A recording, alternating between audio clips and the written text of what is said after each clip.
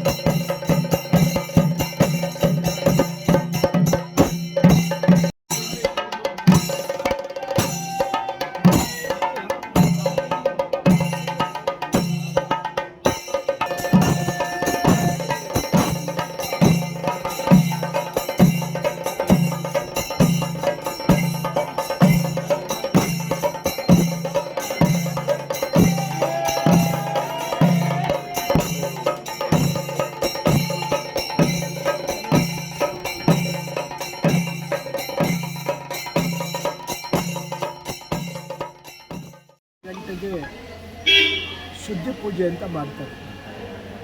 ಮೊದಲು ಶುದ್ಧಿನ ಯಾರು ಈ ದೇವಸ್ಥಾನದ ಗುರುಗಳು ಅಂತಾರೆ ಅವ್ರಿಗೆ ಮೊದಲು ಪೂಜಾರಿಗಳು ಶುದ್ಧಿ ಮಾಡ್ತಾರೆ. ನಮ್ಮನ್ನು ಶುದ್ಧಿ ಮಾಡಿದ ನಂತರ ದೇವಾಲಯ ಶುದ್ಧಿ ಮಾಡ್ತಾರೆ.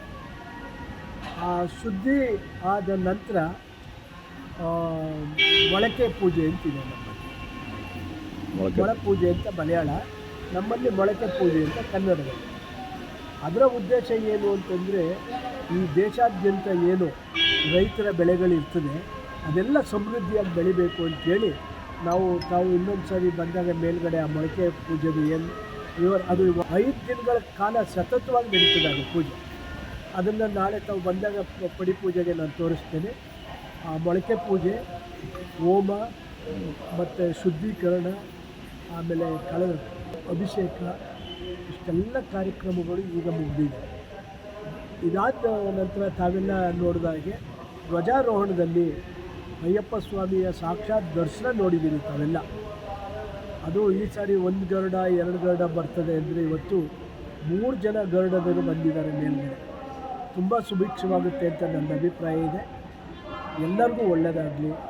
ನಾನು ಮತ್ತೊಮ್ಮೆ ಎಲ್ಲ ಭಕ್ತರಿಗೂ ಚಾಮರಾಜನಗರ, ನಂಜನಗೂಡು, ಮೈಸೂರು, ಹಾಸನ, ಮಂಡ್ಯ ಇವರು ಯಾರು ಶಬರಿಮಲೆಗೆ ಹೋಗೋಕ್ಕಾಗಲ್ಲ, ಅವರು ಬಂದು ನಮ್ಮ ದೇವಸ್ಥಾನದಲ್ಲಿ ಇರುಮುಡಿ ಕಟ್ಟಿ 18 ಮೆಟ್ಲು ಹತ್ಬೋದು ಅನ್ನೋ ವಿಚಾರನ ಮತ್ತೊಮ್ಮೆ ಹೇಳ್ತಾ, ದಯವಿಟ್ಟು ಎಲ್ಲರೂ ಬಂದು ನಮ್ಮ ಬ್ರಹ್ಮೋತ್ಸವದ ಕಾರ್ಯಕ್ರಮದಲ್ಲಿ ಪಾಲ್ಗೊಳ್ಬೇಕು ಅಂತೇಳಿ ಈ ಮುಖೇನ, ಮಾಧ್ಯಮದ ಮುಖೇನ ನಾನು ಎಲ್ಲರೂ ಪ್ರಾರ್ಥನೆ ಮಾಡ್ತೀನಿ. ಸ್ವಾಮಿ ಶರಣಂ, ಸ್ವಾಮಿ ಶರಣಂ, ಸ್ವಾಮಿ ಶರಣಂ.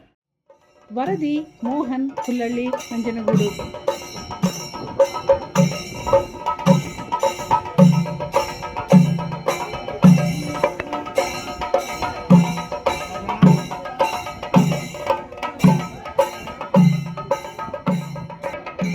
ಮೆಂಡು ನ್ಯೂಸ್ ನೆಟ್ವರ್ಕ್, ಸತ್ಯದ ಕನ್ನಡಿ.